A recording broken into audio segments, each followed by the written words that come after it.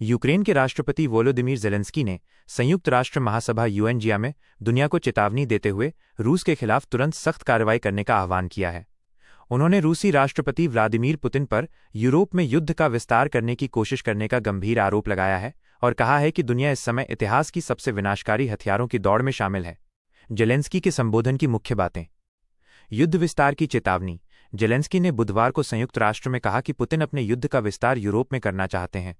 उन्होंने दावा किया कि रूसी ड्रोन अब यूक्रेन के बाद पूरे यूरोप में उड़ान भर रहे हैं और रूसी अभियान पहले से ही दूसरे देशों में फैल रहा है। अंतर्राष्ट्रीय समुदाय से अपील। उन्होंने अंतर्राष्ट्रीय समुदाय से रूस के खिलाफ तुरंत कार्रवाई करने की अपील की क्योंकि पुतिन इस युद्ध का विस्तार करके इसे जारी रखना चाहते हैं। हथियारों की दौड़। ज़ेलेंस्की ने कहा कि दुनिया इस समय मानव इतिहास की सबसे विनाशकारी हथियारों की दौड़ में है और इसे नज़रअंदाज नहीं किया जाना चाहिए।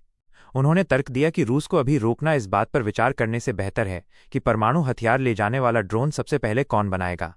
सुरक्षा गारंटी पर आलोचना।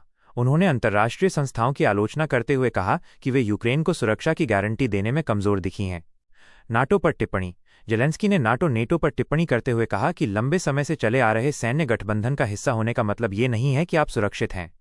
अन्य देशों पर खतरा। उन्होंने चेतावनी दी कि अगर सहयोगी एकजुट होकर समर्थन नहीं बढ़ाते तो और देशों को भी रूसी आक्रामकता का शिकार होना पड़ेगा। ट्रंप की टिप्पणी के बाद बयान। ये टिप्पणी अमेरिकी राष्ट्रपति डोनाल्ड ट्रंप के रूस यूक्रेन युद्ध पर दिए गए बयान के बाद आई है, जिसमें ट्रंप ने कहा था कि यूक्रेन अपनी सारी जमीन रूस से वापस जीत सकता है, जो उनके पिछले रुख में बदलाव को दर्शाता है। नाटो देशों के हवाई क्षेत्र का उल्लंघन।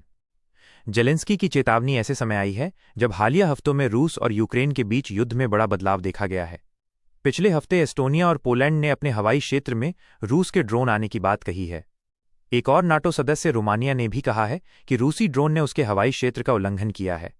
इस पर ट्रंप ने संयुक्त राष्ट्र में अपने भाषण के बाद कहा था कि नाटो देशों को अपने हवाई क्षेत्र का उल्लंघन करने वाले रूसी लड़ाकू विमानों और ड्रोनों को मार गिराना चाहिए।